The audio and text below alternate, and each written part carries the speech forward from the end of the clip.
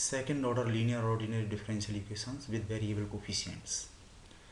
तो इसमें first method है होमोजीनियस फॉर्म, जो कि कॉशी आयलर इक्वेशन भी कहलाता है, जो कि ये है कुछ constant into x square into d two y by d x square plus constant a1 into x d y by d x plus constant a2 into y equal to some function of x, जिसको कि Q लिखा गया है।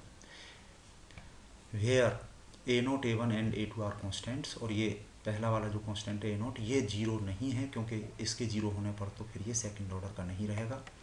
तो इसमें हम देख रहे हैं कि जिस ऑर्डर का भी ये डेरिवेटिव है उसका कोफिशिएंट में x की उतनी पावर है। ये सेकंड ऑर्डर का तो एक्स स्क्वायर है यहाँ पे, ये वन ऑर्डर का तो x की पावर 1 है, ये जीरो ऑर्डर का तो x की पावर 0। इस तरह से ये होमोजीनियस इक्वेशन होता है। ये इसकी पहचान है। इसको सॉल्व करने के लिए हम यहाँ पर independent variable x equal to exponential of some other independent variable z कुछ भी ले लेते हैं। यहाँ पर इसका लॉग लेके देखें हम तो log x equal to z है। इस तरह का सब्स्टिट्यूशन यहाँ पे करते हैं तो ये x के रेस्पेक्ट जो डिफरेंशिएशन है डिपेंडेंट वेरिएबल y का, वो अब z के रेस्पेक्ट हो जाएगा, और z के रेस्पेक्ट डिफरेंशियल ऑपरेटर को कैपिटल D से डिनोट कर दिया यहाँ पर। और अगर x के रेस्पेक्ट डिफरेंशियल जो है d से डिनोट हो रहा है पहले से, तो z के रेस्पेक्ट को हम d डैश से डिनोट कर सकते हैं।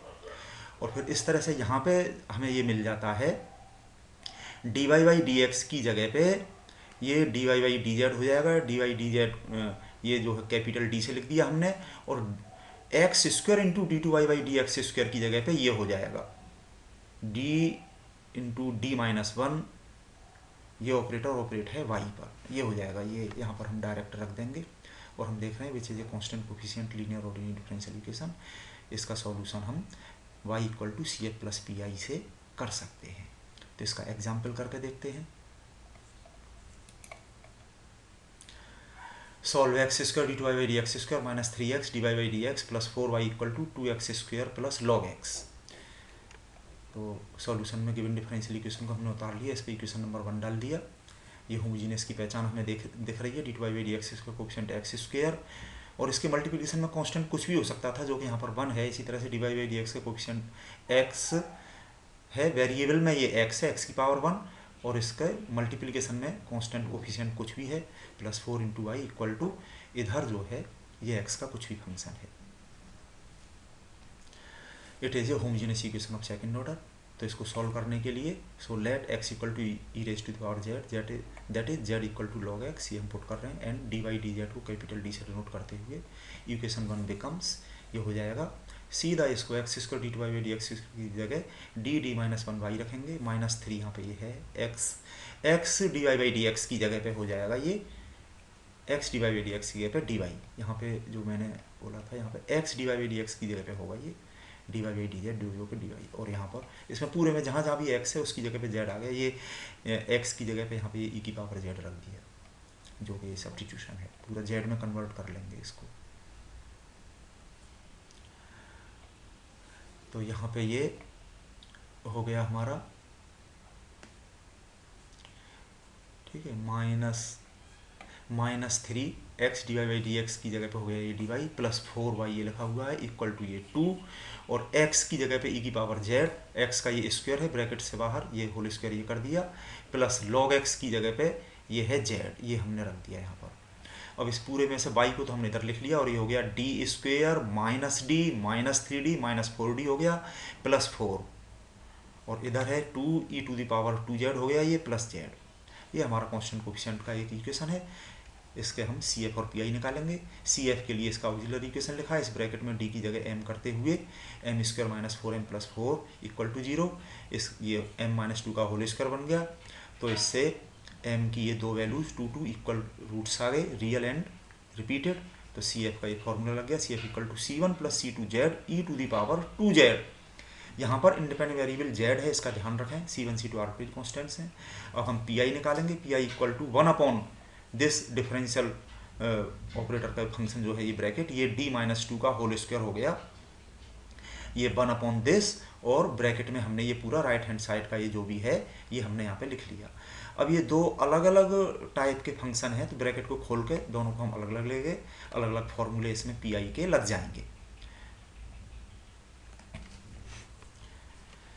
तो ये तो एक्सपोनेंशियल वाला है इसका फर्स्ट पार्ट। तो ई ए एक्स वाला जो है ये ए का मतलब यहाँ पे 2 है, और इसमें फॉर्मूले में डी की जगह ए यानी कि 2 करें हम तो 2 - 2 0, ये फॉर्मूला फेल हो रहा है। तो या तो इसका जो फेलियर वाला फॉर्मूला है डायरेक्ट उसी को यूज़ कर दो, या फिर वो जिस फॉर्मूले से बना है ये ई ए एक्स इंटू यू, ये वाला कर लो, एक ही बात है। ये यू का मतलब यहाँ पे ये 1 मैंने मल्टीप्लिकेशन में लिख लिया, और इसको हम इधर ले आए, ई ए एक्स मतलब ई की पावर 2z को इधर ले आए, और डी की जगह पे d+2 हो गया, और यहाँ पे ये 1 बचा, 2 कैंसिल होकर के ये 1/d² हो गया, और 1/d का मतलब है integration with respect to z, और ये 1/d² 2 बार इंटीग्रेशन, 1 का एक बार हुआ z, और एक बार और हो गया z²/2, ये 2 से 2 कैंसिल हो गया। तो इस तरह से ये पी आई का फर्स्ट पार्ट हुआ। सेकंड पार्ट को हम देखें, ये z एक सिंगल टर्म है या और कई टर्म होते, z की वेरियस पावर्स, पॉलिनोमियल होता कुछ भी, तो हम एक्सपेंड करते हैं। तो इसमें लोएस्ट डिग्री टर्म जो कि -2 है, इसको हमने ब्रैकेट से बाहर निकाला, ये -2 का स्क्वायर हो गया, इसकी जगह पे 1 हो गया, 1 - d/2 ये हो गया। इसको हम ऊपर ले जाएंगे, पावर -2 हो गई इसकी, और ये तो -2 का स्क्वायर 4, कॉन्स्टेंट 1/4 इधर लिख लिया, 1 माइनस इतने का पावर -2, और ये z लिखा हुआ है। इसको हम एक्सपेंड करेंगे बाइनोमियल थ्योरम से। तो ये 1 और ये -2 आएगा आगे, और ये +2 हो गया, इंटू ये d/2 प्लस अब की बार d² के टर्म आएंगे, फिर और हायर ऑर्डर के टर्म आएंगे, वो हमने डॉट डॉट कर दिए, उनकी ज़रूरत नहीं है, और ये z लिखा हुआ है। ये 2 से 2 यहाँ पे कैंसिल हो गया। अब देखिए फर्स्ट टर्म को तो हम एज इट यहाँ पे लिख रहे हैं, वो तो हो चुका हमारा। सेकंड टर्म में देखिए 1/4 है, ये 1 इंटू ये z को इसमें ब्रैकेट में अंदर ले गए, 1 इंटू z ये रहा, 2 से 2 कैंसिल हो गया, dz मतलब इसका differentiation with respect to z, dz/dz ये 1 हो गया, और प्लस आगे वाले सारे टर्म्स 0 हो गए। ये हमारा पी आई हो गया। Hence the complete solution of equation 2 is, ये 2 इक्वेशन जो कि हमारा ये z में है, इसका solution y = CF + PI। CF जो हमने निकाला है वो रख दिया, प्लस PI जो है हमारा वो हमने ये लिख दिया। अब ये z में है, तो हमने जो माना था वो यहाँ पर वापस रखना पड़ेगा, पुटिंग z = log x या e की पावर z = x, जहाँ जहाँ भी है इसमें पूरे में हम पुट कर दें।